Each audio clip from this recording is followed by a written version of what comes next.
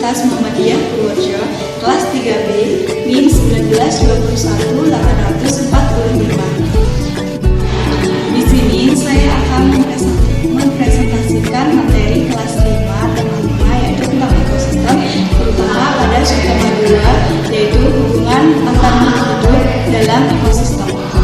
Sebelum kita memulai materi, lebih baiknya kita berdoa terlebih dahulu. Berdoa mulai.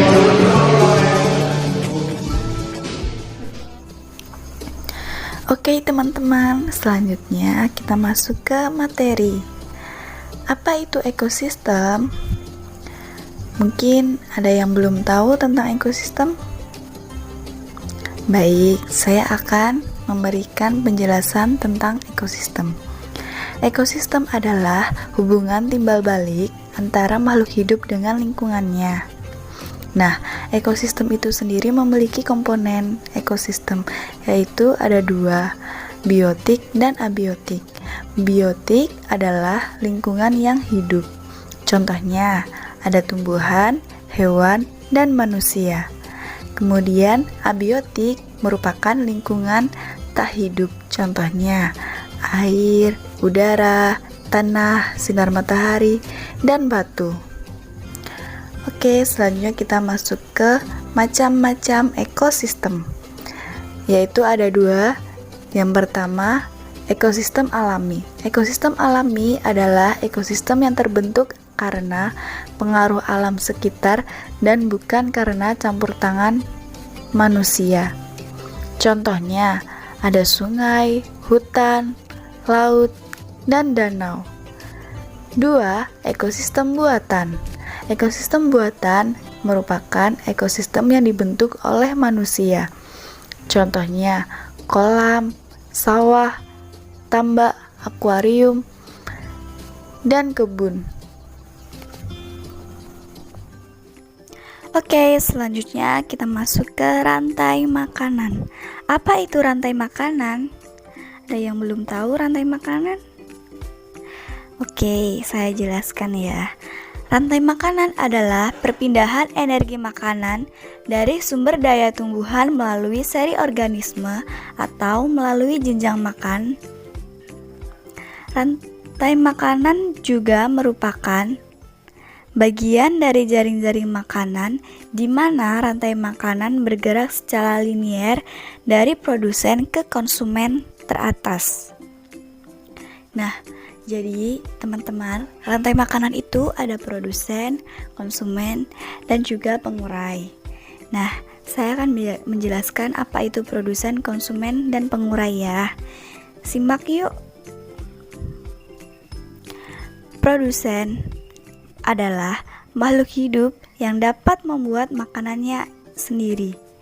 Produsen juga dapat dikatakan sebagai makhluk hidup yang mampu mengubah zat anorganik menjadi zat organik.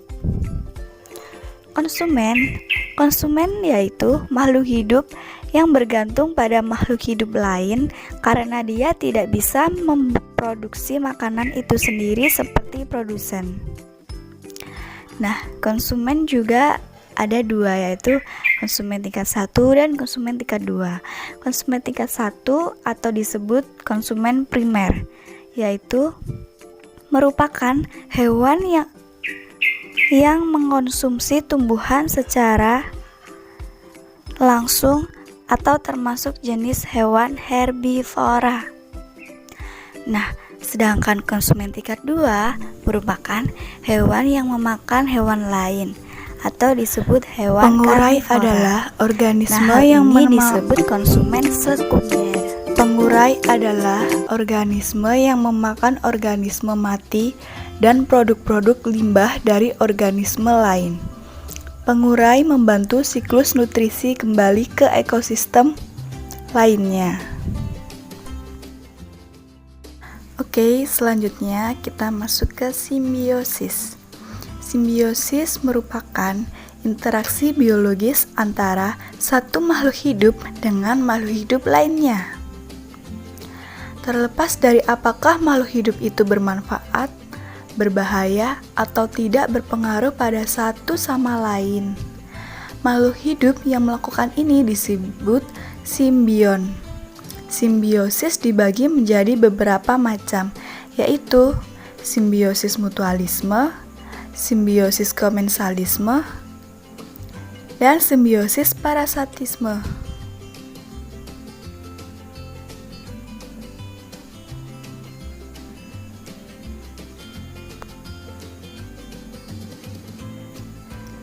Simbiosis mutualisme adalah hubungan antara dua organisme yang berbeda jenis namun saling menguntungkan satu sama lain.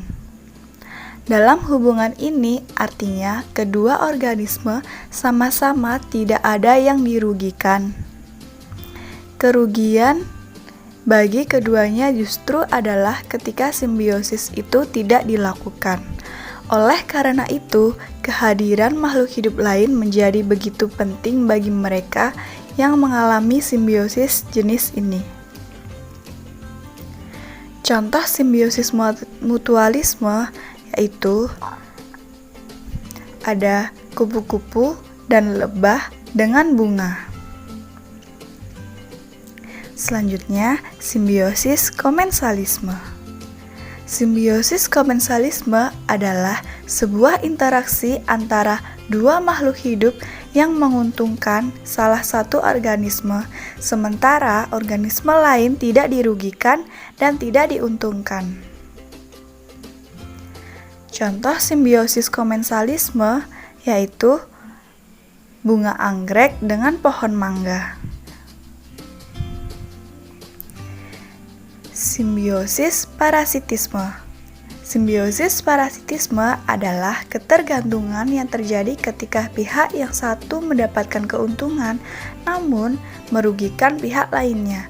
Contohnya yaitu nyamuk dengan manusia, lalat dengan buah, tikus dengan manusia atau petani.